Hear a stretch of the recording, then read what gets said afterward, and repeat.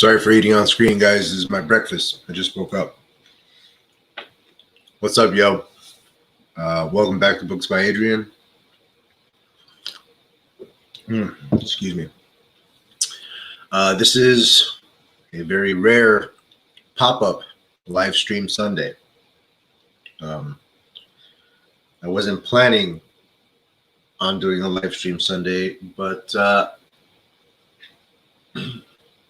my family all bailed. They're all out of the house. They left while I was sleeping, and they won't be back for a while. So I have an opportunity. So I'm gonna snatch it up. We could go into the making a video live thing that I never went back to. My intention was to go back to that next week. I'm gonna make the thumbnail and schedule the live stream tonight for next week. But we could do that if folks show up and decide that that's what they want to do. We're going to play kind of loosey-goosey with this one. If that's not what you guys want to do, we can do sprints. If that's not what you guys want to do, then we can... Hey, Ginny's here. All right.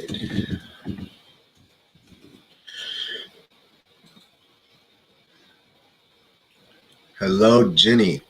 How do you like my new setup? Thanks to my Patreon members, I was able to spring for the basic StreamYard. And, I spent most of yesterday making, little overlays and uploading animations and stuff like that. So should be pretty cool. I think the camera looks way better. But I'm not sure because I did a pop-up one last night, and it went really well, and it looked really good while I was doing it. And then I was watching it, and it's the SD version, the standard version, because the HD version is still processing. So I haven't seen the HD version yet. It might be up by now, but I'm not sure. And if it is, then it should look a lot better. It should look as good as this looks right now. There might still be some lag because my Wi-Fi is still shit. They upgraded it, but they upgraded the download speed, not the upload speed. So my live streams, are going to be the same, unfortunately. Hello. Yes, looks good. Awesome. Thank you very much. Okay, so yes, so we could do some of that. We could create with videos and animation for my live streams. I would like to have like a little, title card kind of animation for my live streams that I can put up. But we can do that. We can do sprints. We can just do a little Q&A, to chat, a little lag. Yeah.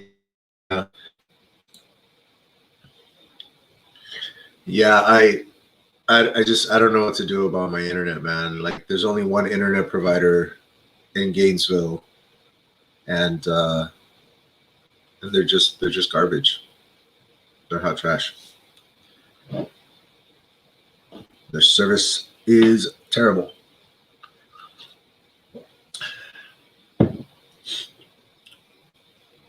And I understand why there's a monopoly on utility companies and cable companies, because you don't want 15 different companies all with wires and poles and all kinds of crap. Like, there's enough of that junk already.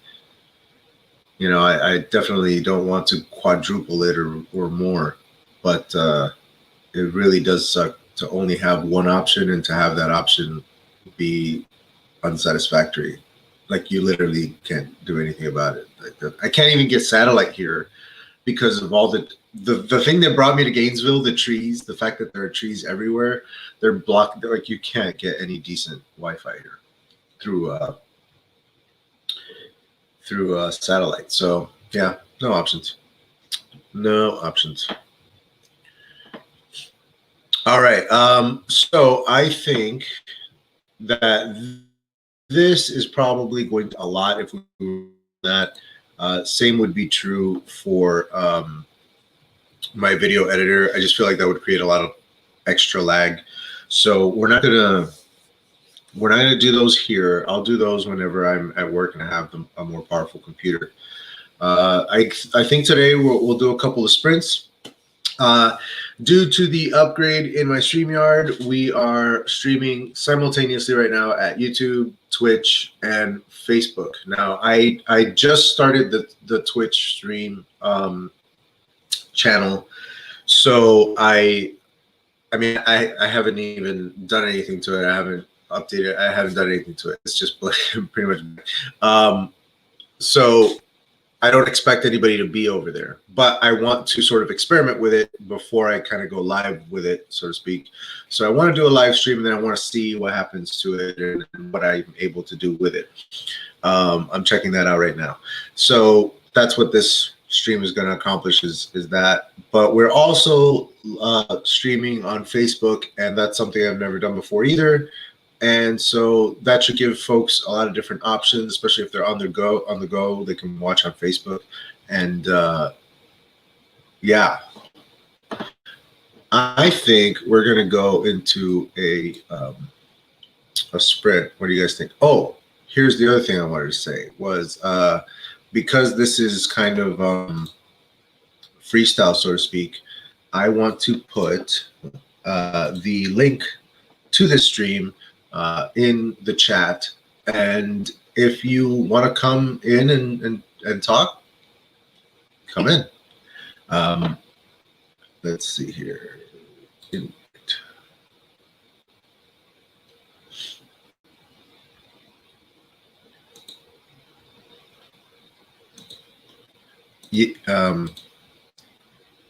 Ginny says a lot of writers are doing Twitch lately. It's a great option.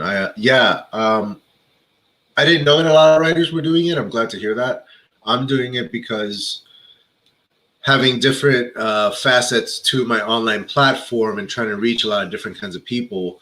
One of the people that I want to reach to let them know that they might find something in my novel that they enjoy is gamers. So I wanted to start up a Twitch channel and start gaming on there. I don't have I think I don't have the necessary hardware. This computer is just caca, so it's not a good idea for me to hook up like my Switch to it and play Zelda. But that's kind of what I want to do. I want to just like play my games live, and incorporate the storytelling of those games into bringing people into my novel. So so I don't know when such a thing is going to get started over there. Like I said, I haven't even really looked through. I just set up an account. So so bear with me on that. It's going to be experimental. It's going to take me a little time to get to know a new platform and do all that kind of stuff. But it should be, in the end, pretty fun. All right. So I want to put this link right there. I did it. Okay, cool. All right. So that's the link to the StreamYard. If you would like to come in and be a guest, doors are wide open. I'm gonna and sprint and get some writing done. Let's see here. Yeah, Google. What am I thinking? Duh.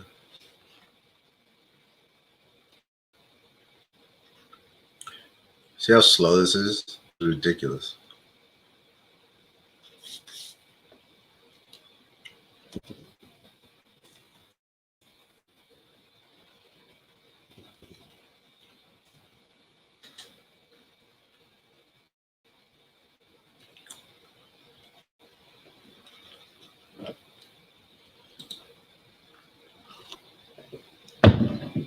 We could have been halfway through the sprint by now, guys.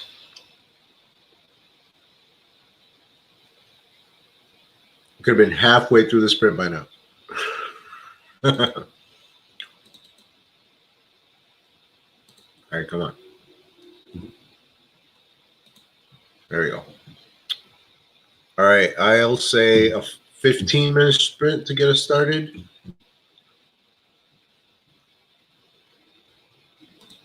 All right.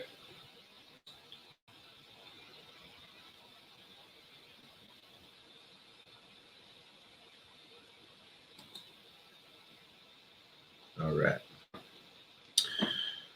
Happy writing, everybody. And then when we come back, we might do something else.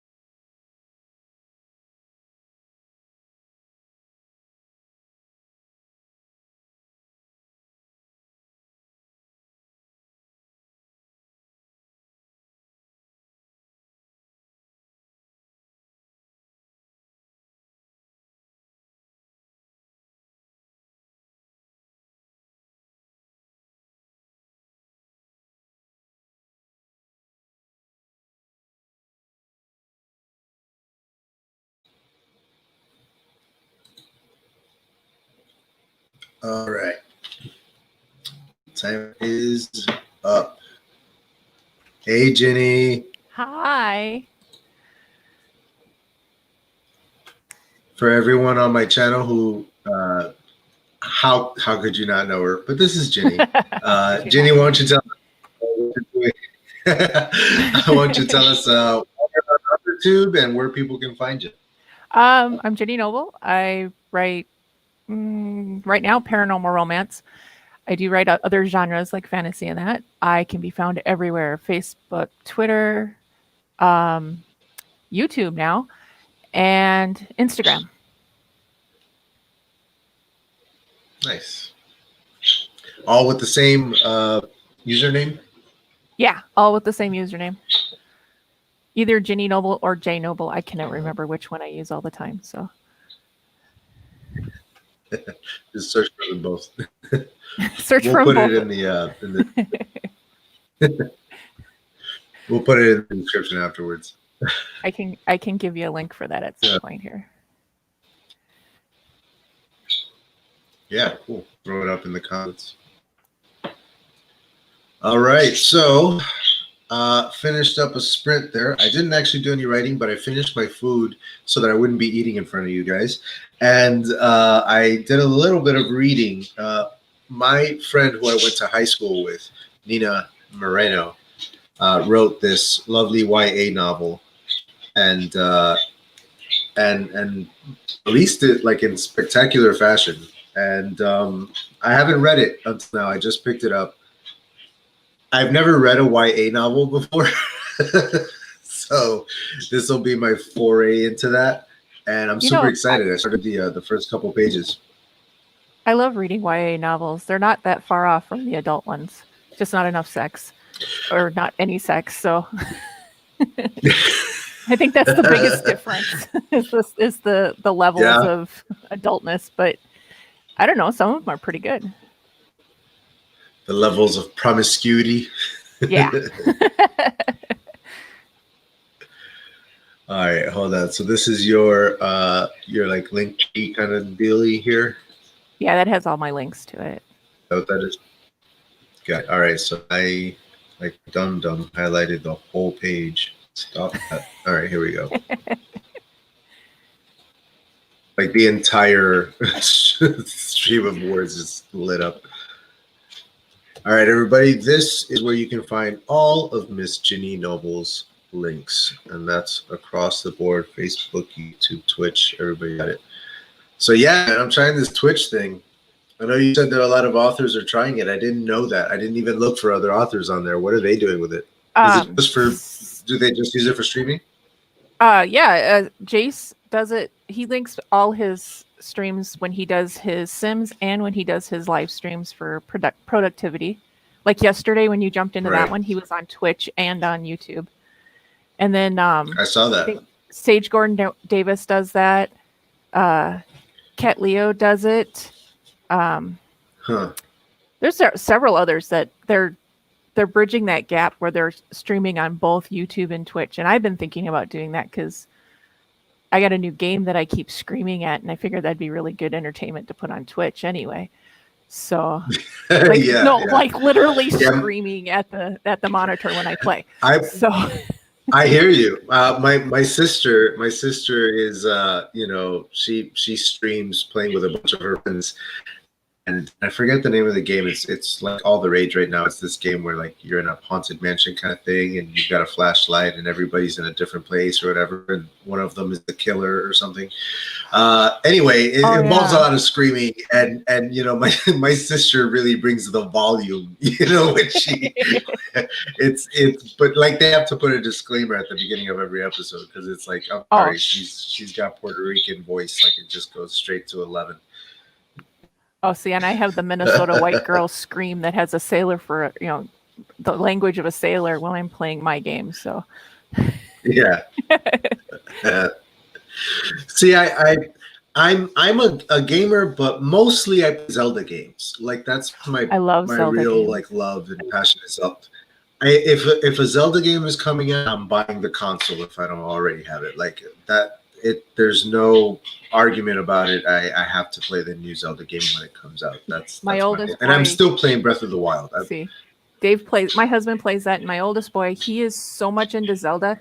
He's got a couple of the Zelda songs tattooed to his chest, and then he's got other Nice. Zelda I gotta get a tattoos, Zelda tattoo. Still don't have one. No, I play Fall Yeah. Guys. Where I'm long overdue for Zelda. I love Zelda. That was one of my first games playing. Well, I'm old enough to where I played Atari, but when the Nintendo games came out, Zelda was one of my favorites. I'm old enough that I didn't have an Atari, but I've played one. Like I had friends who had Ataris, and I would play with them. And I had a Nintendo, like a original NES, hooked up to this tiny little like TV in my basement. And that's where I would play. I had like this Batman game where you could like jump up walls, and it was just mind-blowing at the time. You know, it looked like the real Batman doing the real Batman stuff. Oh, I know. When I grew up, and now like VR. well, and I had a Commodore 64 where you had the magazines and you had to type in all of your games, the go-to blah blah blah, and after we spent hours of typing those in, we'd sit and play. And I played a game called River Run, and I would play that game so much that when you looked at the walls moved because the game would just be linear. River Run. So I would play for so long the walls would crawl, and I'm like, oh, maybe I should stop. Yeah, it's the same thing that happens when you look at like one of those optical illusions where like the thing is spinning and you're just staring at it for a long time. Look around and the whole world is swimming. Like it's the exact same thing. Just the repetitiveness of the same thing would happen with me with Mario, like the side-scrolling Mario thing. Like I would turn around and the whole world would just be moving that way. That's when you know you're playing for way too long. Way too long. Way too long. Yeah, so I played a lot of different games when I was younger, but now that I'm an adult and I have a job and a wife and kids, like I can play one game. So like I'm playing Zelda. I'm always playing Zelda. I'm playing the new Zelda right now, the Hyrule Warriors. I'm playing that, but how do you like that one? I'm already itching. It's very different from Breath of the Wild in its gameplay, but I knew that going in. So it's not a disappointment in that regard. Otherwise, it's great. It has a really steady build. It has a lot of different things to do. It has little like beta versions of things that I wished had been in Breath of the Wild. They're like playing with them in this game, and I feel like they'll probably perfect them in the next one. So a lot of positives in that. The story is great and not at all what I expected, which is crazy because it's a prequel. Like, how is it not exactly what I thought it would be? Right. It's full of surprises. I'm digging it. I'm loving it. That's good. Yeah. But I'm itching to get back to Breath of the Wild already. Like, as much as I'm enjoying, just like, I gotta get to Breath of the Wild. I watched my husband play that, and I'm like, oh, that is actually really kind of cool because it's pretty wide open and almost sandboxy. You can do a lot of different things other than just the main one. And I'm like, maybe I should play. Yeah. Well, like while other games claim to be open world, I've never seen a more open world than this game because you can glide, you can climb, you can swim, you can run, like you can traverse any space. And so like you could literally walk from the bottom left-hand corner of the map straight across to the other side of the map and never hit a loading screen, never, like it's a wide open world. It just never ends. It's crazy. And I've been playing it literally for years at this point, and I'll still find stuff that I didn't know was in there or do something suddenly that I didn't know was possible because the physics engine is so complicated and incredible, and it's great. It's probably the best game ever made. I can't think of a better game. Well, and the graphics are phenomenal too. I mean, they're real clear and colors are vibrant. It's real bright. Yeah, I love it.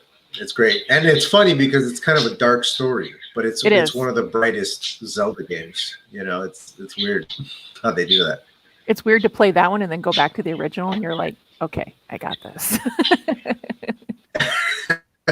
Well, what's interesting about this one, about Breath of the Wild, is that when they started working on it, they wanted to use this new technology to go back to how the series began with the original Legend of Zelda, which was literally an open world.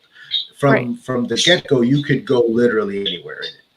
And so what they made a top down side scroller like the original, and programmed all of the physics and everything into, and saw if it worked as that game first, and then made Breath of the Wild off of that. So it's almost like storyboards, but in the form of an actual functioning top down game. It's insane that they did that.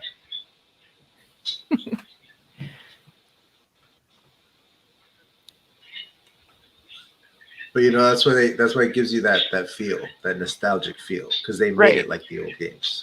See, I'm a Final Fantasy girl. So, and I'll play Final Fantasy for hours. I'm that mad leveler where I will get to 99 before I go battle anything. Major. I've never played it. It always looks so intimidating to me. I'm afraid to dive in. It's like one of the things that I praised Breath of the Wild for. My sister like holds over my head that Final Fantasy did it first and better, which is that you can buy a house in Breath of the Wild and, you know, like furnish it and have like this little headquarters, so to speak, in your game. Mm-hmm. But I understand that in Final Fantasy you can literally do that anywhere, not just in one spot where the game told you to, but literally like any part of the map you can go and create a home or whatever. And I didn't know that. Like that sounds like if you wanted a home by a waterfall or something, like you can do it. That's crazy.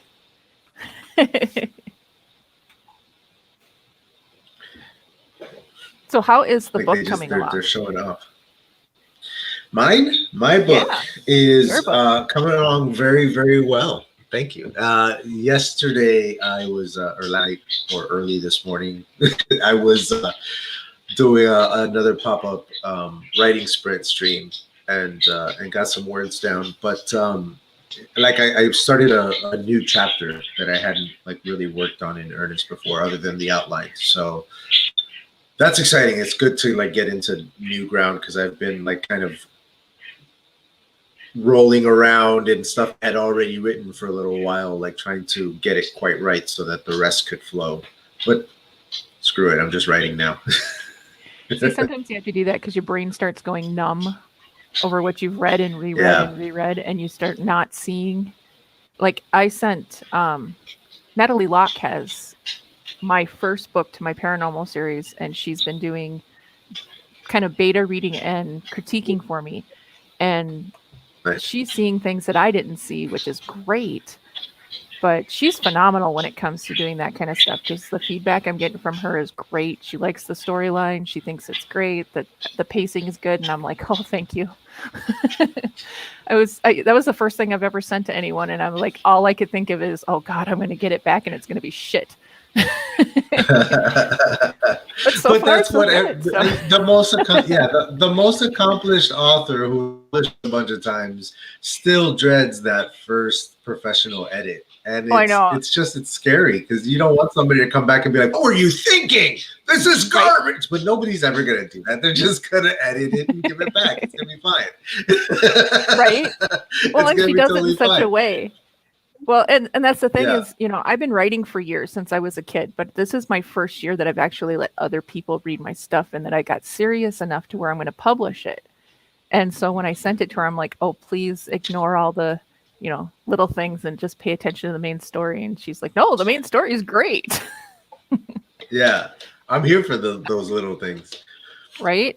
Well, I have an issue with past and present. What was that? No, sorry, go ahead. Oh, No, I you was go just ahead. saying I have an issue with past and present tense mixing them up. So it's like you read part of it and it's like present tense, and then all of a sudden it jumps into the past and it jumps back into the present. I'm like, oh, I can see that now. Yeah, you're preaching to that's my number one problem more than anything is that I'm writing my book in the past tense, and that's for no reason at all. I'll just switch to present tense without even realizing it. And that's why I write something new one night, and then the next night when I sit down to write, I edit whatever I wrote the day before, because I know that there's going to be that kind of nonsense in it that it's inexplicable why I do that stuff. Like I don't know why I do it either. I just do it. I do the same And thing, then I gotta switch it. and it's always funny because it's like she's like, well, you were doing good up until this point, and I'm like, well, because that's probably when I changed, you know, Yeah. a different day of writing. Probably. So- That's you know, with me, I think it happens like in the middle of a sentence. I'll just like, if like I said, no explanation, no rhyme, no reason.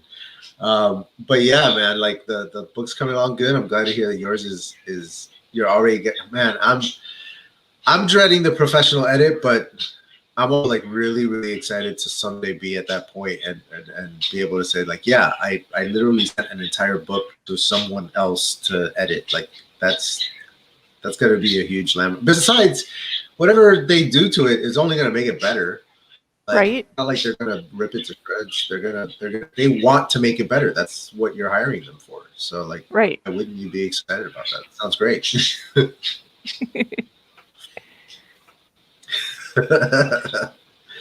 Yeah, I don't know if you can tell, but I'm a Libra, so I tend to, in most situations, look at both sides, and like somebody will come up to me and be like, "Man, it really sucks," and I'm like, "Yeah, man, it does suck. I hate that. That's garbage." If you think about it, coming from the other side, See, and they're like, "Hey, man," I'm like, "What? I'm just saying." right? See, and I'm on the cusp. I'm Pisces Aries, so I'm either really confused or really hyped up about something. There's like there's no in between. It's either one major way or one, you know, major the other. So Yeah. I'm just usually like the mediator in situations. I'm just like, what are you saying? What are you saying? Okay, let me tell you both what you're both saying. You're actually agreeing with each other and you don't even know it. Just stop arguing. right. And then I smack them around and I leave. Oh man.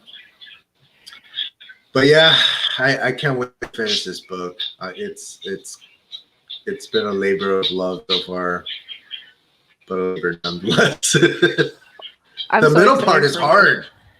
Oh, I'm sure. The middle, oh, it's kicking my ass. The middle part is just straight kicking my ass, and there's nothing I can do about it. I have that issue. I just keep ramming my head against the wall. Well, see, that's my thing is I know my beginning and I know my end. It's the middle part that it's like, oh shit, now I gotta kind of add shit. Connect it, make it work. Yeah, Connect the dots. And I'm gonna throw a fight scene in there. Yeah, exactly. Well, that's the thing is that the middle part is supposed to be all the back and forth, the fighting, the battles, whatever kind of story it is you're telling. That's where all the action is. So when you're outlining, like you're throwing in like, oh yeah, and then this is where all the action stuff happens, and this is where all that action stuff happens. But then when you have to actually write it, you're like, but it has to matter to the characters, and it has to matter to the people reading, and it can't just be action for action's sake. And like, what do I do? And it just, it spirals on you. Oh yeah, Natalie actually sent me a note. She goes, "I like your fight scenes, but there needs to be more gore." And I'm like, "Really? More, more." Yeah. So I right. need to tear someone apart a little bit more. Okay. I guess. I mean, if that's the kind of book you're writing, sure, I guess. Well, they're shapeshifters. See, I don't fight, know that I would call anything I write gory. Yeah, shapeshifters, you're gonna get like body parts flying off and stuff. Yeah. That's funny, man. I don't know that I would call myself gory, but I do have a serial killer, and the first kill is pretty bloody, but I don't I know. like serial killer. It's yeah, it's more of a the story, chasing the serial killer. You're not really with the serial killer most of the time, so it's just you kind of see the aftermath and not so much the actual acts. You know what I mean? Hmm. Kind of like Seven. If you ever Yeah. saw Seven, Yes. Yeah. they always go to the crime scene long after the deed is done and figure out what happened. So like that's kind of what you're getting in the novel, with 3 exceptions. There's like 3 chapters that are serial killer point of view, but that's why they're special. It's because there's so few of them, and Right. and they're in first person, so you're gonna like go bananas with him. It's gonna be great. So yeah, I have a outline actually written out. Well, part of it written out for a serial killer point of view, and it's a female serial killer. So she's basically telling her Nice. story. It's so rare, and it's so rare. Watching the new season of Fargo right now. I don't know if you've seen it. There's a nurse character on that show who is straight up a serial killer, and like I had no idea that's where we were going, but at a certain point you see all her trophies and you're like, oh, this lady has killed like 100 people. Like she's pretty, like this is a gnarly lady. Like she's scary. Yeah, so female serial killers, man, like I'm here for it. That's so rare. I love Well, it. yeah, and they're so rare that the FBI does not have a profile for them, other than most Yeah, of them they use basically like work off the male one, but yeah, right. it does not the And same. if there isn't anything concrete, so if there's one that acts like a male, like in my storyline, she has like a well, she grew up in a cult, so she kind of took over the cult where the cult lived, the grounds. So she changed some of the buildings into her little playrooms, and she does like it's almost like plays with her toys type thing. So she tortures her victims, which most FBI agents would consider a male act, because most men would torture their victims. Right. Women usually want to get it done and over with, and they usually do poison or Yeah. something quick. No, she likes to play with her toys, she says. So throughout the whole book, they're always thinking that she was a male, and in the end they come to find out it's a female, and it's like the whole world explodes. So my husband's always telling me you're on somebody's list, because I'm always looking up how to kill somebody and how to get rid of bodies and all this. I said, no, that's just every writer. Yeah. In my book, because of the sort of the history of the world and society and everything, it has been a very, very long time since there has been a serial killer, or at least a known one.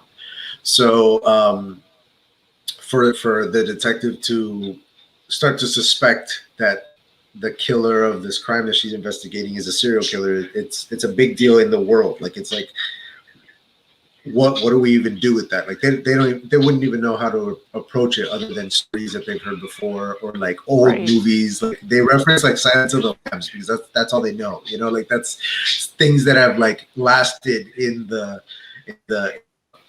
what's it called in pop culture, throughout the ages, is all that they know about it. And so that's kind of where I'm coming from in my book, where it's like almost like the first serial killer story, the first one in a long time anyway. Must do research, must watch movies. Yeah, exactly. It's like, all right, let's dive into some old stuff here. Right? Actually, that's not a bad idea. I'm going to throw it in there. You're helping me with the middle. There you go. This is what I need. It's always good to bounce ideas off of other people. Hey, what do you think of this? It's like, yeah. It's like, yeah, I know people are getting killed, but let's have a movie marathon because I need to do research. Right. Priorities. Yeah, priorities. And the thing is you have to watch the movies too to reference them in your book. So. Yeah.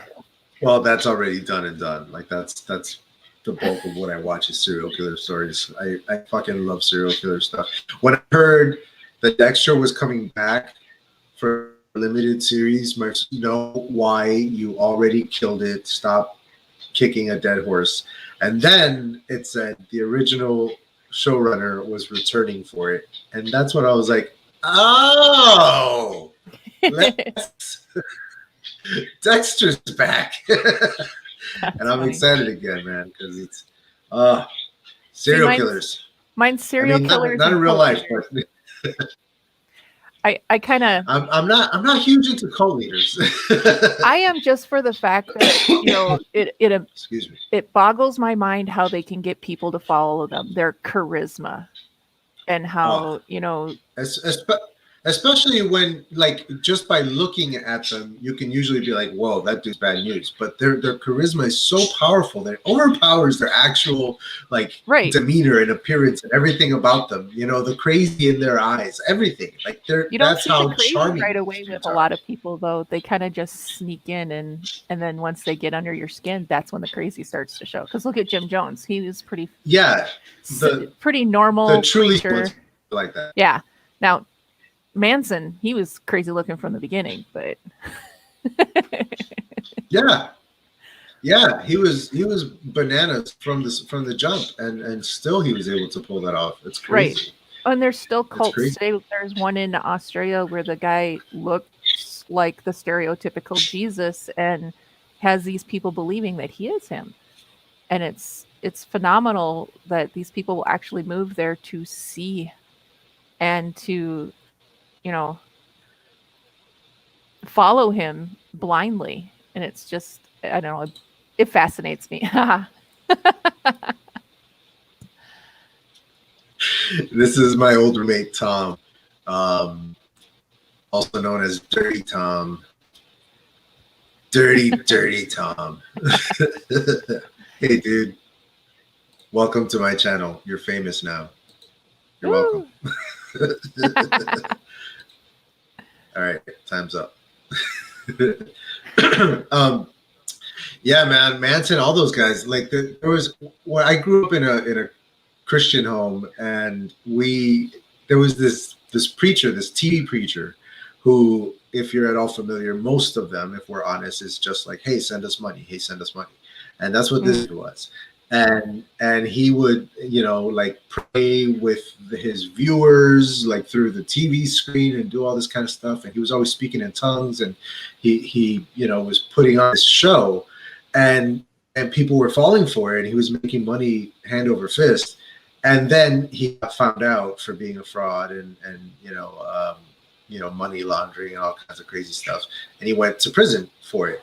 And when he got out of prison, he just started doing it again and telling everybody that he'd gotten saved real time, and that and people fell for it again. I'm just, yeah, he's like, yo, last time I was definitely scamming you guys, but this time is for real. Oh, I grew up. And so he was one of the original memes. He was called the Putin preacher, because when he would speak in tongues, he would close his eyes really tight like this, and so they would insert fart noises into his videos. And he was like one of the original memes of the internet. You can look him up. It's hilarious. I grew up in a household where my dad was atheist and my mom was Assembly of God Pentecostal, which is about as conservative and holy roller as you can get.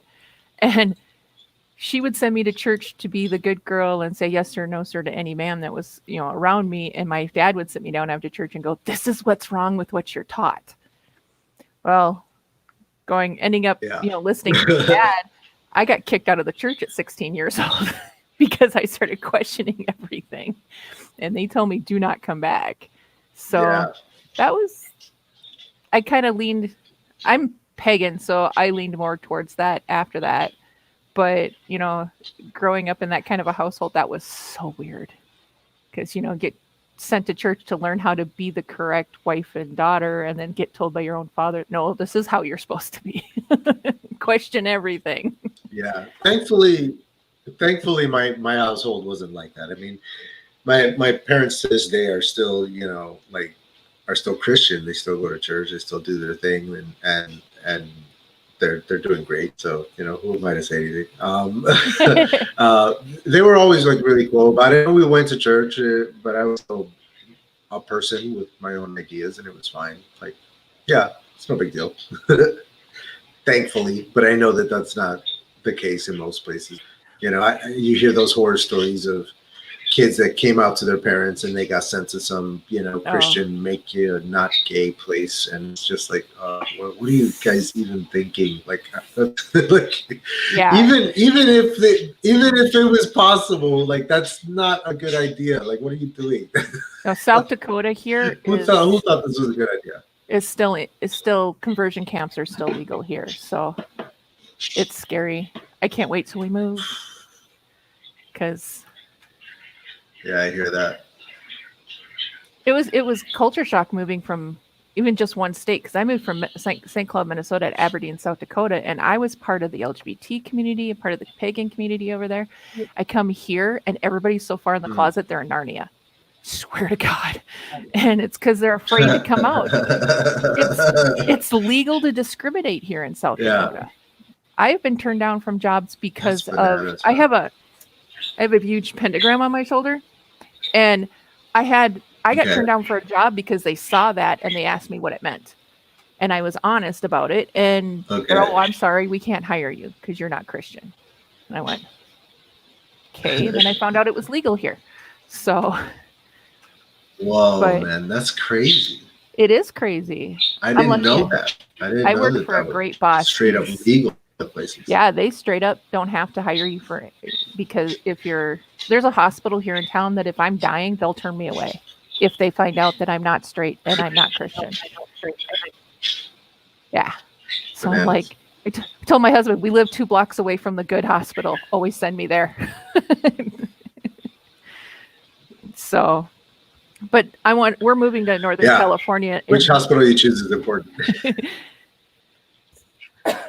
Sorry, my lung collapsed like a week ago, and I'm still having repercussions. Whoa. Yeah. What are you even doing? Like, what are you doing? You shouldn't even be talking. Go rest. No, what? I'm fine. I'm collapsed. Fine. I had pleurisy, which is an infection in the lining of the lungs, and I made the mistake of carrying something heavy, like a backpack, and I got home, took the backpack off, and my lung partially collapsed and then went back up, which is good because I didn't want to end up in the hospital. So I was sick for a few days, but I'm good now. I'm good. Man, I had a thing where I had fluid in my lungs for a few days, and the pain was excruciating, like some of the worst pain I've ever felt. With every breath, just this sharp stabbing pain in your lung, and it was and I thought it was my heart. I didn't know it was because it was my left lung, so I thought I was having like a heart attack. I didn't know what was going on, and it was fluid in my lungs because I guess I had pneumonia and didn't know that I had pneumonia, and it just resulted in fluid in my lungs. But so I can only imagine the pain of the lung collapsing. It felt like somebody reached in. Partially.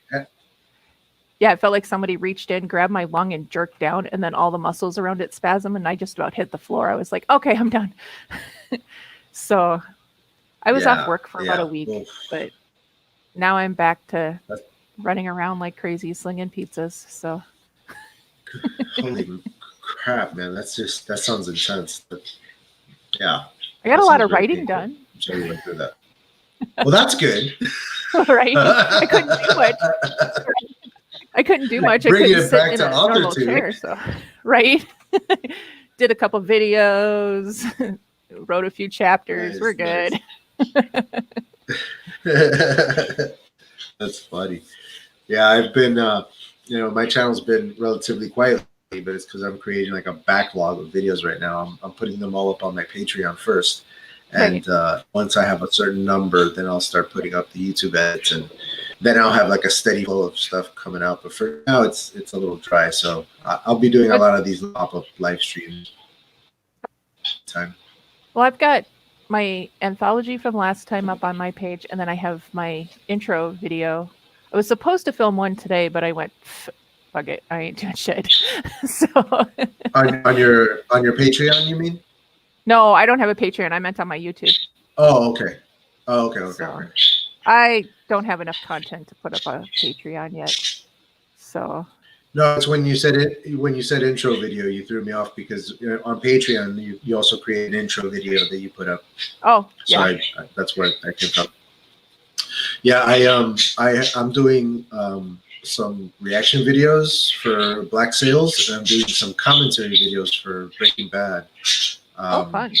I don't know anyone on the planet who's seen Breaking Bad as many times as I have, so I'm just gonna do some commentary videos for it and have fun that way because that's my happy place. I have never seen it, and everybody's Breaking Bad about it. I know. I'm a bad person. God, what? I'm a You horrible need to person. be beat with sticks. I'm How dare you come on my channel without doing the appropriate homework? right. Right.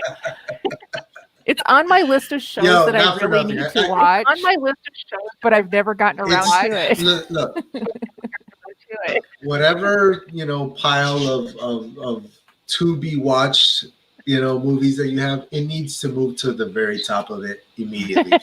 That I mean, and it's just because as a writer, I know you will be blown away by the show because it's not just that it's well written and well acted and well directed and all that. Every single aspect of the show, whether it's the sound guy or the costuming, whatever it is, everybody brought their A game every second of every day to that set. It was magic.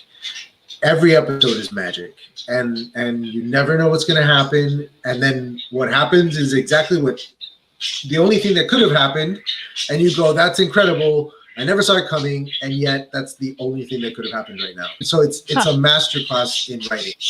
A masterclass in writing. The way that they foreshadow things from one season to like 3 seasons in the future, it's truly masterful storytelling. And so required watching for any writer, in my opinion. The first thing I did after I watched that show for the first time was find out how they wrote it, and I stole their writing technique. Like everything I write is going to be written that way from now on because that's the thing. Like that's how you do it. I can see it now 2 months from now. Have you watched the show? Amber.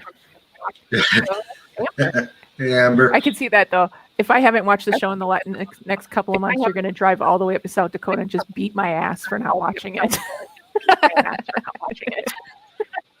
Or duct tape. I would like to know why you have no want to see Breaking Bad. Yeah, like just strap you down. Listen, Amber, why don't you want to? I'm not going to force you to watch it. I'm just saying I would like to know what turns you off from it. Is it just the hype? Is it because it's too dark, or the subject matter? What exactly is scaring you away, so to speak? I know that for a lot of people, when you first pitch it to them, and you say that it's about this guy who gets cancer and decides to start cooking and selling crystal meth to make money, most people would be like, no, thank you. I don't want to do that. That sounds awful. I don't, and I know it does. It does sound awful, but that's why it's so incredible. Don't like the subject. Fair enough. From a writing standpoint, again, I just feel like it's one of the best examples of anything I can think of. It's the other thing that it does famously is that the big pitch was they're going to take Mr. Chips and turn him into Scarface.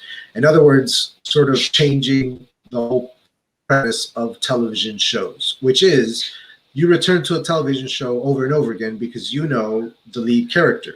You love the lead character, and he's always going to be that guy, that girl. Whenever you show up to watch it, Raylan Givens is going to be Raylan Givens. Jack Bauer is going to be Jack Bauer. They're always, even if they do go through their evolutions throughout the seasons, they are still the same person at the beginning of that show and at the end of that show.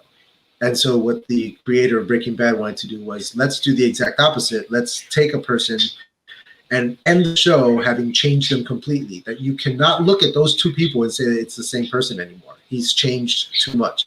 Let's make everything about change.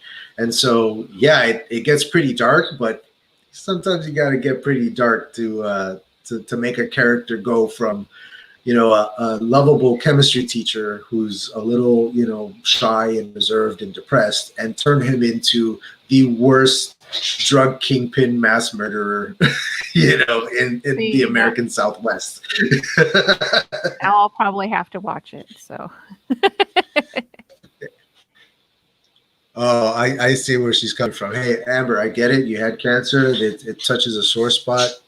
Definitely, everybody's got what is it? Like their triggers or whatnot. So hey, if it hits too close to home, I understand. That's totally fine. Ginny, you should watch it. I will probably watch it now. My mother has MS, multiple sclerosis, and in her early days of it, or maybe like midway through her journey with it, she and I started watching The Big C, which was a show on, I want to say, Showtime, with Laura Linney, where Laura Linney gets cancer, and it's her characters struggle with it, and sort of her falling in love with living life again and all that kind of stuff. So it was very cathartic for my mother, even though she didn't have cancer. It was something that she could relate to, and it was good, therapy for her. I don't think that Breaking Bad would be that for you, Amber, but maybe The Big C would. It's a comedy. It's lighthearted. It's it gets a little naughty when it wants to, but it's good stuff. It Nothing ever might wrong be with getting a little cathartic. Yeah. So yeah. On that note, Ginny, I think we're gonna wrap this up. That was a wonderful line to go out on. Everybody, the link to Ginny's links are all in the in the comment section, in the chat. Excuse me.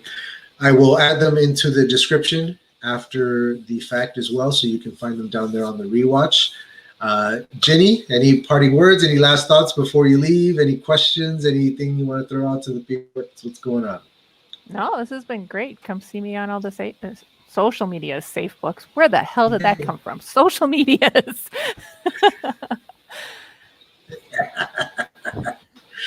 Someone's drunk. Oh, I wish. Yeah, me too. I wish too. All right. I'll see you guys later. Stick around on the channel in the near future. There's a lot of cool stuff coming up. And be good to each other. And I'll see you guys next Sunday. Live stream Sunday. We're going to be going back to creating videos together and stuff. It's going to be fun. All right, guys. Next Sunday, 4 p.m. See you guys there. Bye, Ginny.